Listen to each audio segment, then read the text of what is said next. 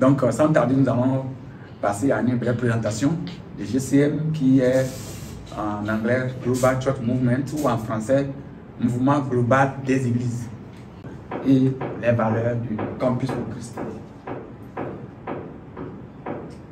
Notre mission, c'est de gagner, édifier, envoyer des disciples christocentriques, multiplicateurs qui initient des mouvements.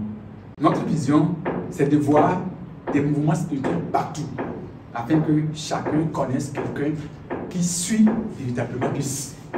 Et enfin, quelles sont nos valeurs? Voilà, c'est la foi, la croissance et la productivité. Et quel est le but de GCM? Le but de GCM, c'est de revitaliser les églises existantes pour implanter au moins une église en bonne santé pour chaque 1000 habitants. Donc les deux mots-clés dans le but du GCM ici, c'est revitaliser et puis une église en bonne santé pour 1000 habitants. De façon brève, qu'est-ce que nous mettons dans une église en bonne santé? Une église en bonne santé, c'est l'église qui a les caractéristiques de Acte 2, versets 42 à 47. Donc, de façon résumée, c'est cette église qui manifeste les caractéristiques de Acte 2, versets 42 à 47, qui est caractérisée par l'amour, la communion fraternelle, la fraction du pain, la prière, l'évangélisation. Et le Seigneur ajoutait chaque jour ceux qui étaient sauvés. Donc, voici de façon ramassée le but de GCM. Et pour pouvoir vraiment atteindre ces buts, nous avons pensé à certaines actions, dont 5 ici. Premièrement, la prière. Prier hardiment. Nous savons que sans la prière, nous ne pouvons rien faire. Donc, à ce niveau, nous voulons voir comment mobiliser la prière autour de la Grande Commission. Nous voyons dans nos églises la plupart des prières des fidèles, c'est que Dieu me bénisse, que je me marie, que Dieu ceci, mais on n'a pas vraiment le pardon pour prier pour le salut des âmes.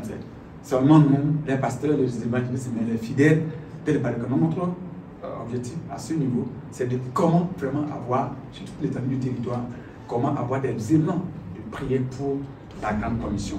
Et notre deuxième action audacieuse, c'est d'aller audacieusement. Jésus nous demande d'aller.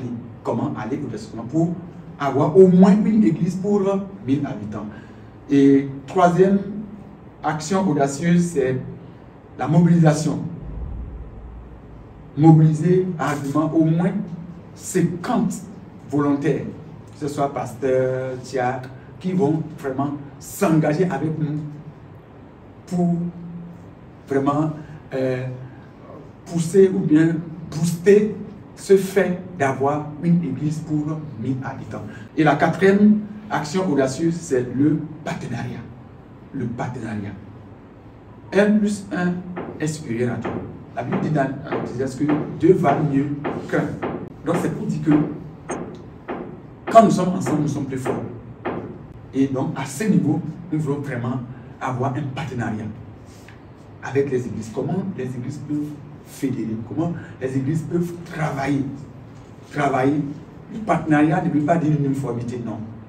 Mais il y a des choses que nous pouvons faire ensemble, comme la prière, l'évangélisation. Nous pouvons faire ces choses-là ensemble pour que vraiment nous puissions accomplir la grande mission dans notre pays. Et notre cinquième action, c'est multiplier audacieusement. Et vous allez voir là-bas 4, j'ai dit, 4e génération. C'est vrai, quand une église est implantée, nous sommes contents. Mais nous, à notre niveau, nous nous réjouissons quand cette église est arrivée à la 4e génération.